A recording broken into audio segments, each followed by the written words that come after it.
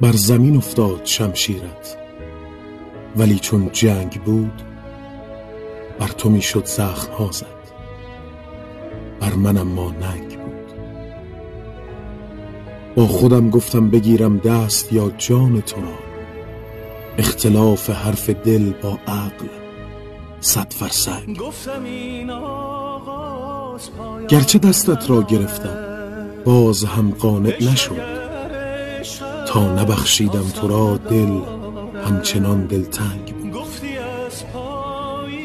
چون در آغوشت گرفتم خنجرت معلوم کرد، بر زمین افتادن شمشیر خود نیرنگ بود.